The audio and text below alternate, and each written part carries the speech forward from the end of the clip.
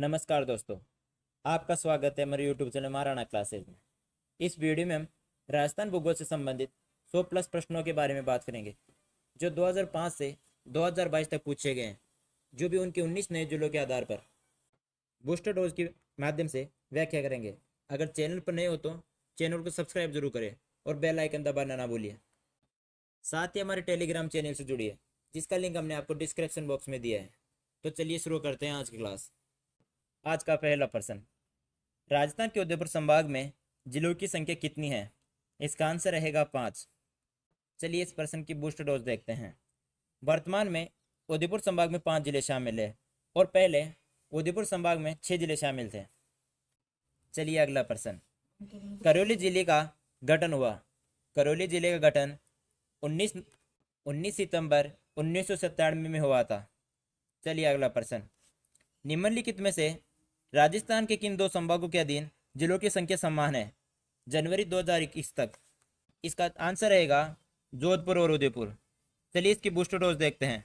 वर्तमान में अजमेर संभाग में अजमेर, ब्यावर, केकड़ी, नागौर, डीडवाना, कुचामन, सापरा शामिल है। अगर वर्तमान में पूछे जाए तो अजमेर संभाग में अजमेर, ब्यावर, केकड़ी, नागौर, डीडवाना, कुचामन, सापरा शामिल है। चलिए अगला प्रश्न, निम्नलिखित में से किस वर्ष 12 जिले को राजस्थान के पहले कोटा जिले में से अलग करके बनाया गया था? इसका आंसर रहेगा 1991 में। चलिए अगला प्रश्न, किन वर्षों में संभागीय आयोग के पद को समाप्त और पुनर्स्थापित कर दिया गया था? इसका आंसर रहेगा 1962 में समाप्त और 1987 में पूर्ण कर दिया गया था। चलिए अगला प्रश्न, भारत में राजस्थान की भौगोलिक स्थिति है। भारत में राजस्थान की भौगोलिक स्थिति उत्तर पश्चिम भाग में है। चलिए अगला प्रश्न, चलिए पिछले प्रश्न की बूस्टर डोज देखते हैं। विश्व में राजस्थान की स्थिति उत्तर पूर्व में है और एशिया में राजस्थान की स्थिति दक्षिण पश्चिम में स्थित है और भारत में राजस्थान की स्थिति देखी जाए तो उत्तर पश्चिम में है। चलिए अगला प्रश्न, राजस्थान का आकार है। राजस्थान का आकार पतंगाकार है। राजस्थान का उत्तर से दक्षिण में पूर्व से पश्चिम में विस्तार क्रमशः है। इसका आंसर रहेगा 826 उत्तर से दक्षिण एवं 869 पूर्व से पश्चिम में है। चलिए अगला प्रश्न, राजस्थान के बारे में निम्नलिखित कथनों में से कौन सा कथन सही नहीं है? इसका आंसर रहेगा उत्तर दक्षिण की अपेक्षा पूर्व पश्चिम का विस्तार कम है। दोस्तों, हम इस प्रश्न में पूछा गया कि निम्नलिखित कथनों में से कौन सा कथन सही नहीं है। इस प्रश्न में ऑप्शन ए, सी और डी तीनों ऑप्शन सही है, जबकि उत्तर से दक्षिण की अपेक्षा पूर्व पश्चिम विस्तार कम है। यह प्रश्न गलत है, क्योंकि इसमें उत्तर से दक्षिण और पूर्व से पश्चिम विस्तार कम नहीं बल्कि ज्यादा है। चलिए अगला प्रश्न, निम्नलिखित में से कौन सी विशेषता थार के मरुस्थल से संबंधित नहीं है? इसका आंसर रहेगा यहाँ सदाबहार वन पाए जाते हैं, जबकि थार के मरुस्थल में सदाबहार वन नहीं कंटीले वन पाए जाते हैं। चलिए अगला प्रश्न, राजस्थान की धरती के स्वरूप के संबंध में कौन सा कथन गलत है? इसका आंसर रहेगा उत्तरी पूर्वी मैदान सिंधु नदी द्वारा निर्मित भाग है। चलिए अगला प्रश्न, संरचनात्मक दृष्टि से राजस्थान के भौतिक स्वरूप भारत के निर्मित में से किस उच्चावत प्रदेश का हिस्सा है? इसका आंसर रहेगा उत्तरी वर्त मैदान और प्रायद्वीपीय पठार। चलिए अगला प्रश्न, महान सीमा भ्रंश राजस्थान के किस जिले से नहीं गुजरती है? कोटा, चित्तौड़गढ़, सवाई माधोपुर, भीलवाड़ा। इसका सही आंसर रहेगा भीलवाड़ा से। चलिए अगला प्रश्न, भाप बोल्डर्स युग से संबंधित है। जुरासिक, साइलूरियन, कार्बोनिफोरस, डेवानियन। इसका आंसर रहेगा कार्बोनिफेरस। चलिए इसकी बूस्टर डोज देखते हैं। भाप बोल्डर इसलिए प्रसिद्ध है क्योंकि यहाँ पर रेगिस्तान भाग में कार्बोनिफोरस काल में हिमानीकरण प्रक्रिया से रेगिस्तान में बर्फ जमता था और भाप बोल्डर्स पहले जोधपुर जिले में आता था और वर्तमान में फलोदी जिले में आता है, क्योंकि फलोदी जोधपुर से अलग हो चुका है। चलिए अगला प्रश्न, गोडवाड़ प्रदेश राजस्थान के किस वर्ग भू आकृति विभाग का भाग है? पूर्वी मैदान प्रदेश, पश्चिमी शुष्क प्रदेश, हाड़ौती पठार, गग्गर प्रदेश। इसका सही आंसर रहेगा पश्चिमी शुष्क प्रदेश से। चलिए इसकी बूस्टर डोज देखते हैं। गोडवाड़ प्रदेश जालोर पाली सिरोही वाले भाग को कहा जाता है और जालोर पाली सिरोही में लूनी नदी का प्रवाह क्षेत्र है। चलिए अगला प्रश्न, गतिशील रेत के टीले को राजस्थान की स्थानीय भाषा में कहते हैं ढोर, रोहिड़ा, खेजड़ी, दरियन। इसका आंसर रहेगा दरियन। चलिए अगला प्रश्न। बरखान है। विशेष आकृति के बालू के टीले को बरखान कहा जाता है। चलिए इसके बस्टोडोज देखते हैं। बरखान बालू का स्तूप अर्धचंद्राकार रेत के टीले होते हैं। ये सर्वाधिक बरखान शेखावटी क्षेत्र में पाए जाते हैं, जो बालेरी गांव चूरू जिले में स्थित है। चलिए अगला प्रश्न। राजस्थान के मरुस्थल के विषय में इनमें से कौन सा कथन सही है? इसका आंसर रहेगा राजस्थान के रेगिस्तान में जैसलमेर, बाड़मेर, बीकानेर और जोधपुर जिले शामिल है। इस प्रश्न में ऑप्शन ए सही रहेगा, बल्कि ऑप्शन बी, सी और डी गलत है। चलिए इन तीन ऑप्शनों की व्याख्या देखते हैं। थार का मरुस्थल या महान मरुस्थल भारत के कुल भूभाग का लगभग 50% नहीं बल्कि 61.11% भूभाग को घेरता है, और नहीं यहाँ पे 40% और यहाँ पे 40% जनसंख्या निवास करती है। चलिए ऑप्शन सी देखते हैं। राजस्थान का मरुस्थल जो थार मरुस्थल का एक बड़ा भाग है, यह भारत का तीसरा नहीं बल्कि सबसे बड़ा पहला भूभाग है। चलिए ऑप्शन डी इसका देखते हैं। इसका डी ऑप्शन है। राजस्थान का मरुस्थलीय ग्रीष्म काल में बहुत गर्म हो जाता है। यहाँ तीव्र जलवायु का अनुभव होता है, जिसमें औसत वर्षा 10 सेंटीमीटर नहीं बल्कि 25 से 50 सेंटीमीटर होती है। चलिए अगला प्रश्न। राजस्थान के थार मरुस्थल में दृष्ट दावती नदी घाट में किस प्रकार के बालू का स्तूप चिन्हित होते हैं? रेखीय, तारू बालू के स्तूप, पेरा बालू के स्तूप, बरखान बालू के स्तूप। इसका आंसर रहेगा रेखीय बालू का स्तूप। चलिए इसकी बूस्टर डोज देखते हैं। जब हवा चलती है, हवा के समांतर जो बालू का स्तूप बनते हैं उन्हें अनुदैर्घ्य बालू का स्तूप कहते हैं, और अनुदैर्घ्य को ही रेखीय पवनानुवर्ती बालू का स्तूप कहते हैं। अगर चैनल पर नए हो तो चैनल को सब्सक्राइब जरूर करें और बेल आइकन दबाना ना भूलें। साथ ही हमारे टेलीग्राम चैनल से जुड़िए, जिसका लिंक हमने आपको डिस्क्रिप्शन बॉक्स में दिया है। चलिए अगला प्रश्न। राजस्थान के कौन से क्षेत्र में पेरा बालू का स्तूप पाए जाते हैं? इसका आंसर रहेगा मोहनगढ़ क्षेत्र जैसलमेर एवं सूरतगढ़ क्षेत्र गंगानगर। चलिए अगला प्रश्न। बरदरा स्थित है दक्षिणी अरावली में, उत्तरी अरावली में, मध्य अरावली में, मालखेत की पहाड़ियों में। इसका सही आंसर रहेगा मध्य अरावली में। चलिए अगला प्रश्न। अरावली पर्वतमाला की चोटियां की ऊंचाई के बढ़ते क्रम में व्यवस्थित करें।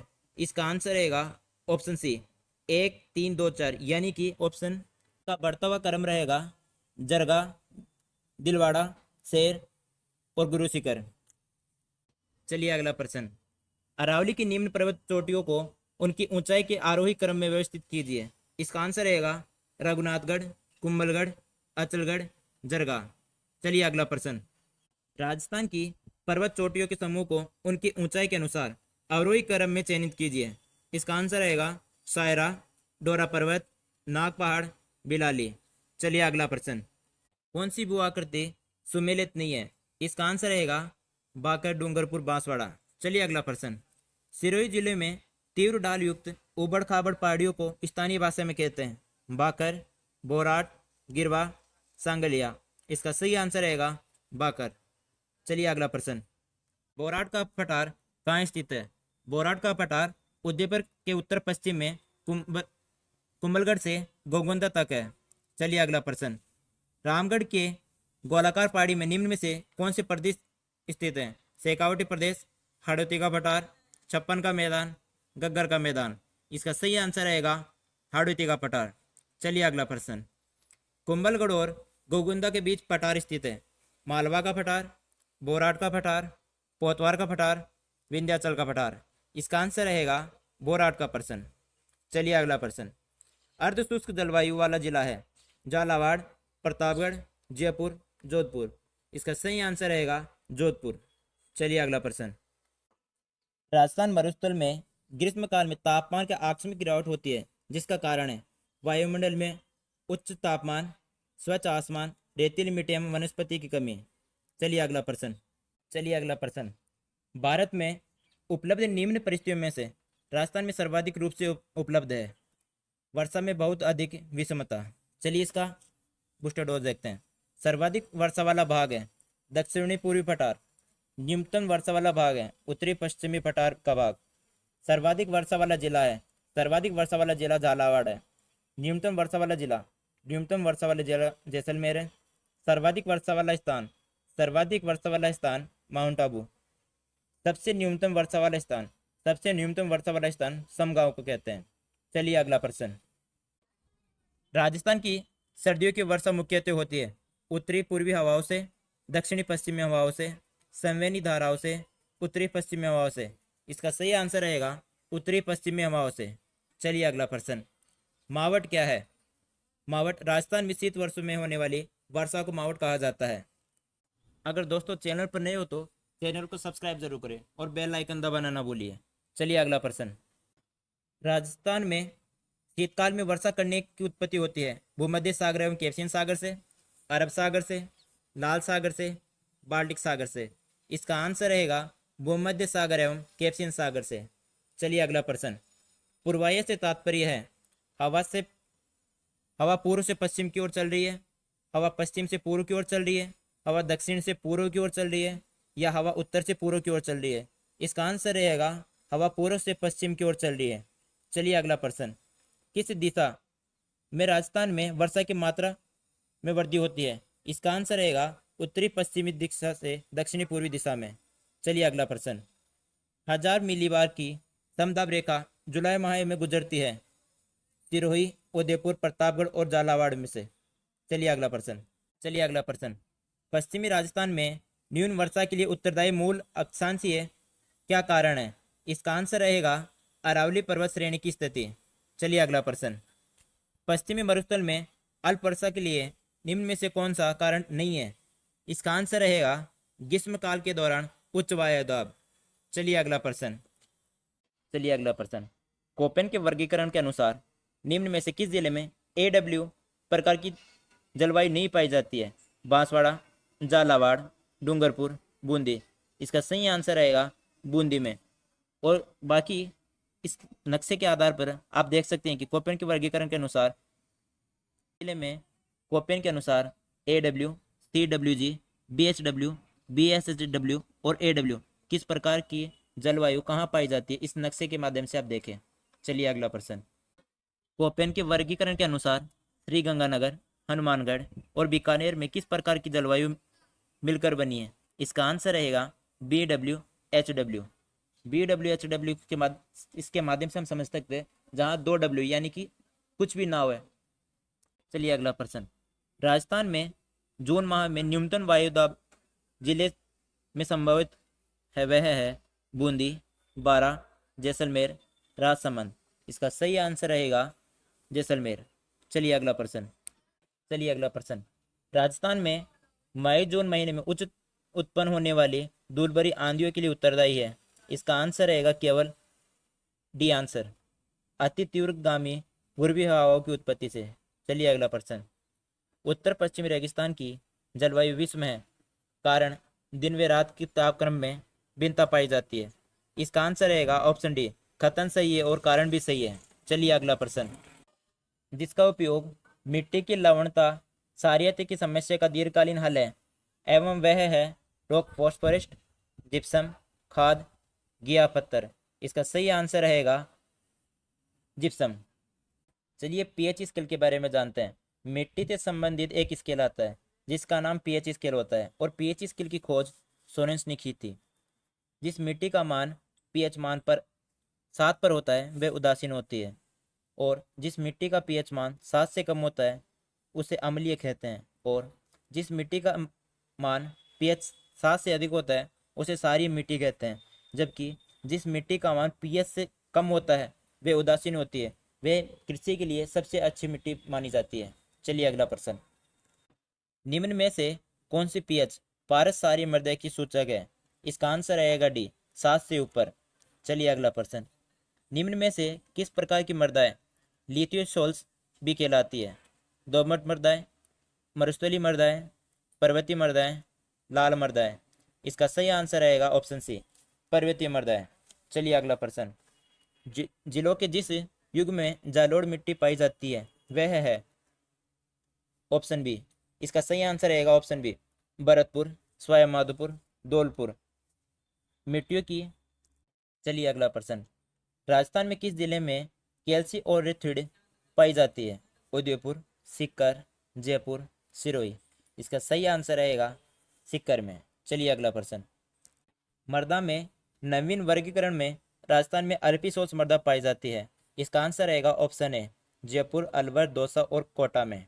चलिए अगला प्रश्न। राजस्थान के सर्वाधिक क्षेत्र पर निम्न में से कौन सी मृदा पाई जाती है? इसका आंसर रहेगा ऑप्शन ए, एरिडोल्स एवं एंटीसोल्स। अगर चैनल पर नहीं हो तो चैनल को सब्सक्राइब जरूर करें और बेल आइकन दबाना ना भूलिए। साथ ही हमारे टेलीग्राम चैनल से जुड़िए, जिसका लिंक हमने आपको डिस्क्रिप्शन बॉक्स में दिया है। चलिए अगला प्रश्न। हाड़ौती पठार की मिट्टी है काछल, लाल, भूरी, मध्यम काली। इसका सही आंसर रहेगा मध्यम काली। चलिए अगला प्रश्न। राजस्थान के किस भूभाग में लाल दोमट मिट्टी बहुतायत है? पूर्वी मैदान में, दक्षिणी राजस्थान में, पश्चिमी राजस्थान में, हाड़ौती के पठार में। इसका सही आंसर रहेगा दक्षिणी राजस्थान में। चलिए अगला प्रश्न। राजस्थान में भूरी मिट्टी का प्रसार क्षेत्र है। इसका सही आंसर रहेगा बनास नदी के प्रवाह क्षेत्र में राजस्थान में लूणी भूरी मिट्टी का प्रवाह क्षेत्र है। चलिए अगला प्रश्न। राजस्थान की मिट्टी के संबंध में सही उत्तर चुनिए। इसका आंसर रहेगा ऑप्शन बी, ऑप्शन ए 2 और 3 इसके सही आंसर है, जबकि ऑप्शन 4 इसका सही आंसर नहीं है। चलिए अगला प्रश्न। राजस्थान के मरुस्थलीय बालू का प्रमुख स्रोत निम्न में से क्या है? इसका आंसर रहेगा ऑप्शन ए, प्राचीन नदियों द्वारा लाई गई मिट्टी। चलिए अगला प्रश्न। कौन सी मृदा को ऊसर कलर है अल्काइन आदि के रूप में भी जाना जाता है? ऑप्शन ए भूरी मिट्टी, ऑप्शन बी लाल मिट्टी, ऑप्शन सी लवणीय मिट्टी, ऑप्शन डी जलोढ़ मिट्टी। इसका सही आंसर रहेगा लवणीय मिट्टी। चलिए अगला प्रश्न। भूरी रेतीली कच्चारी माटी के संबंध में कौन सा कथन असत्य है? इसका आंसर रहेगा ऑप्शन बी, इस मिट्टी में चावल एवं गन्ने की खेती की जाती है। चलिए अगला प्रश्न। सेम किस स्थिति से संबंधित है? इसका आंसर रहेगा ऑप्शन बी, पारिस्थितिकी में परिवर्तन। चलिए सेम के बारे में जानते हैं। सेम की समस्या क्या है?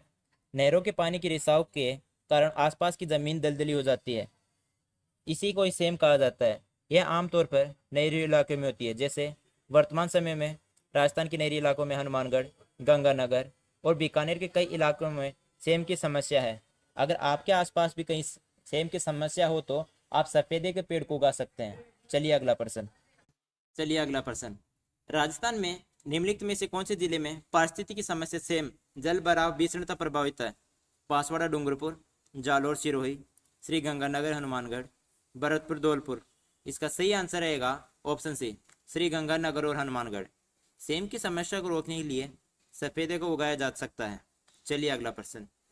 पहाड़ी मृदा राजस्थान में पाई जाती है उदयपुर व सिरोही में, कोटा और सिरोही में, सिरोही और अजमेर में, उदयपुर और कोटा में। इसका सही आंसर रहेगा कोटा व सिरोही में। चलिए अगला प्रश्न। मांडलगुड़ के निकट त्रिवेणी पर कौन सी 3 नदियां मिलती है? इसका सही आंसर रहेगा ऑप्शन बी, बेड़ज, बनास और मैनल। चलिए अगला प्रश्न। यदि हम लूणी नदी के किनारे इसके उद्गम के अंत तक यात्रा करते हैं तो हम इसकी सहायक नदियों को किस क्रम में पाएंगे?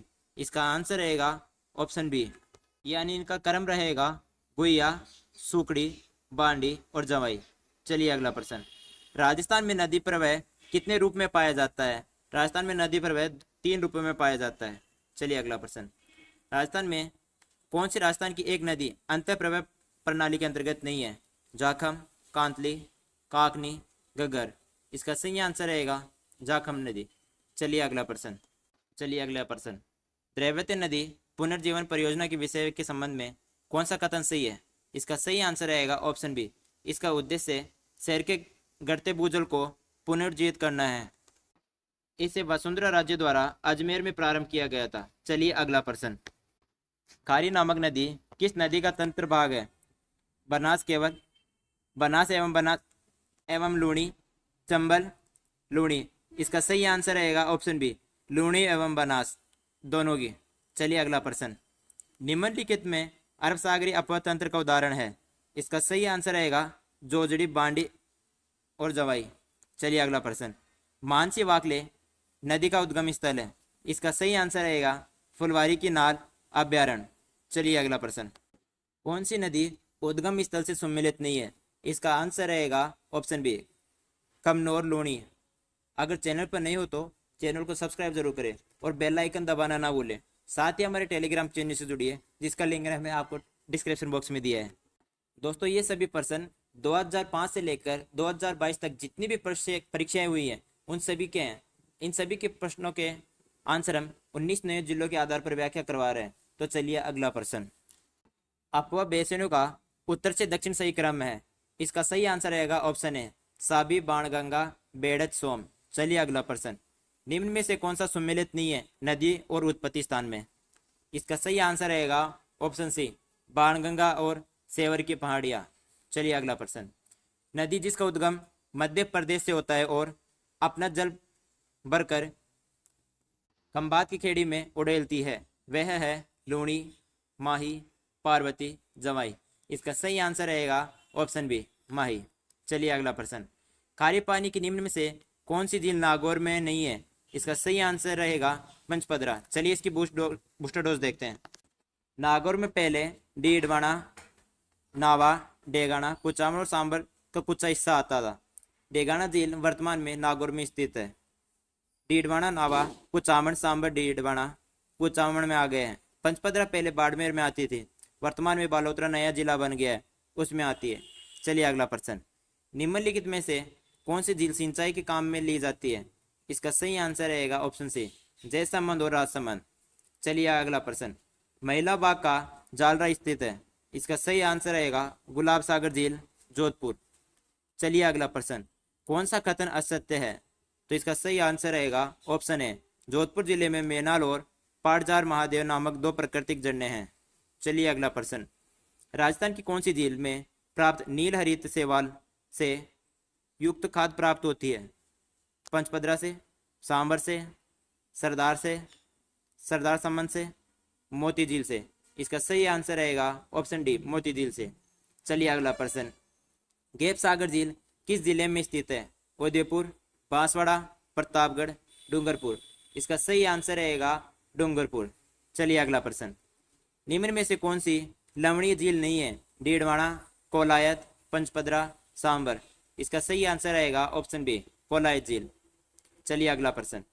आना सागर झील के विषय में निम्न में से कौन सा कथन सत्य है? तो इसका सही आंसर रहेगा ऑप्शन डी पृथ्वीराज चौहान के दादा अनुराज ने इसका निर्माण करवाया था। अगर चैनल पर नए हो तो चैनल को सब्सक्राइब जरूर करें और बेल आइकन दबाना ना भूलें। आपके एक लाइक से हमें बहुत ही ज़्यादा मोटिवेट प्राप्त होता है। चलिए अगला प्रश्न। राजस्थान की निम्न झीलों में से कौन सी झील राष्ट्रीय झील संरक्षण कार्यक्रम NLCP के अंतर्गत नहीं आती है? तो इसका सही आंसर रहेगा ऑप्शन सी स्वरूप सागर झील। चलिए अगला प्रश्न। निम्न में से कौन सी एक मीठे पानी की झील नहीं है? पिछोला, पुष्कर, आना सागर, ताल छापर। तो इसका सही आंसर रहेगा ऑप्शन डी ताल छापर। चलिए अगला प्रश्न। झील व जिला सम्मिलित नहीं है। पंचपदरा झील, नागौर। इसका सही आंसर रहेगा। चलिए अगला प्रश्न। जल महल स्थित है। जल महल मानसागर झील में स्थित है जो कि जयपुर में है। चलिए अगला प्रश्न। इंग्लैंड की महारानी मेरी की दिसंबर 1911 की भारत यात्रा के समर्थन क्वीन मेरी जनाना घाट का निर्माण किया गया। इसका सही आंसर रहेगा पुष्कर सरोवर, पुष्कर में। चलिए अगला प्रश्न। इंदिरा गांधी नहर का निर्माण कार्य वर्ष 1958 से प्रारंभ हुआ और इसका उद्गम है। तो इसका सही आंसर रहेगा सतलज व्यास नदी पर हरि के बांध से। चलिए अगला प्रश्न। इंदिरा गांधी नहर परियोजना से किन जिलों को सिंचाई सुविधा प्राप्त हो रही है? तो इसका सही आंसर रहेगा बीकानेर, चूरू, गंगानगर, हनुमानगढ़, जैसलमेर, बाड़मेर और जोधपुर को इंदिरा गांधी नहर परियोजना से सिंचाई सुविधा प्राप्त हो रही है। चलिए अगला प्रश्न। कथन ए और कथन बी दे रखा है जिसमें आपको यह बताना है कि कथन सही है या कारण सही है। तो इसका ऑप्शन सही रहेगा ऑप्शन ए कथन और कारण दोनों ही सही है। चलिए अगला प्रश्न। कौन सा एक कथन सही नहीं है? तो इसका सही आंसर रहेगा ऑप्शन सी इंदिरा गांधी नहर के जल का उपयोग केवल सिंचाई के लिए होता है। चलिए अगला प्रश्न। इंदिरा गांधी नहर की शाखाओं को उत्तर से दक्षिण से सही क्रम है। तो इसका सही आंसर रहेगा ऑप्शन सी अनूपगढ़, पुगलगढ़, बिसलपुर, चारनावाला। चलिए अगला प्रश्न। चंबल घाटी परियोजना पर निम्न में दो बांध राजस्थान में हैं। इसका सही आंसर रहेगा जवाहर सागर एवं राणा प्रताप सागर बांध। अगर चैनल पर नहीं हो तो चैनल को सब्सक्राइब जरूर करें और बेल आइकन दबाना ना भूलें। साथ ही हमारे टेलीग्राम चैनल से जरूर जुड़िए जिसका लिंक हमने आपको डिस्क्रिप्शन बॉक्स में दिया है। वीडियो को जरूर से जरूर लाइक करें। चलिए अगला प्रश्न। बिसलपुर सिंचाई योजना किस जिले में स्थित है? अजमेर, भीलवाड़ा, टोंक, जयपुर। इसका सही आंसर रहेगा टोंक में। चलिए अगला प्रश्न। वह कौन सी परियोजना है जिसमें सिंचाई केवल स्प्रिंकलर यानी कि फव्वारा सिंचाई पद्धति से ही करने का प्रावधान है। तो इसका सही आंसर रहेगा ऑप्शन है नर्मदा नहर परियोजना से। चलिए अगला प्रश्न, सेवाण क्या है? सेवाण एक प्रकार की घास है जो कि आप सभी को पता है, जो कि कम वर्षा में भी उग जाती है। चलिए अगला प्रश्न, कौन सा कथन असत्य है? तो इसका सही आंसर रहेगा ऑप्शन डी, उष्णकटिबंधीय कांटेदार वन अधिकांश पूर्वी राजस्थान में मिलते हैं। यह बात सही है। चलिए अगला प्रश्न, राजस्थान में 1 दिसंबर 2020 के अनुसार सर्वाधिक आरक्षित वन किस जिले में है? उदयपुर, चित्तौड़गढ़, अलवर, सवाई माधोपुर। तो इसका सही आंसर रहेगा उदयपुर में। चलिए अगला प्रश्न, राजस्थान में 50% से अधिक वन क्षेत्र किस श्रेणी में सम्मिलित है? आरक्षित, सुरक्षित, अवर्गीकृत, खुला वन। तो इसका सही आंसर रहेगा सुरक्षित। चलिए अगला प्रश्न, निम्न में से किस जिले में उष्णकटिबंधीय शुष्क पतझड़ वाले वन नहीं पाए जाते हैं? अलवर, बांसवाड़ा, जालोर, बूंदी। इसका सही आंसर रहेगा जालोर में। चलिए अगला प्रश्न, राजस्थान में निम्नलिखित में से किस प्रकार के वन 75 से 110 सेंटीमीटर औसत वर्षा वाले क्षेत्र में पाए जाते हैं? तो इसका सही आंसर रहेगा शुष्क एवं सागवान वन यानी कि ऑप्शन डी। चलिए अगला प्रश्न, माउंट आबू के आसपास जहां वर्षा 150 सेंटीमीटर से अधिक है वहां वन पाए जाते हैं। तो इसका सही आंसर रहेगा उपोष्ण कटिबंधीय सदाबहार वन। आशा करते हैं कि आपको वीडियो पसंद आया होगा। अगर वीडियो पसंद आया हो तो वीडियो को लाइक शेयर सब्सक्राइब जरूर करें, चैनल को सब्सक्राइब करना ना भूलें, साथ ही हमारे बेल आइकन को जरूर दबाएं। साथ ही हमारी आर्ट एंड कल्चर की टॉपिक वाइज सीरीज से जुड़े, जिसमें पिछली बार पूछे गए प्रश्नों पर आधारित प्रश्न होंगे जो 19 नए जिलों के आधार पर करवाए जाएंगे। इस सीरीज से जरूर जुड़े।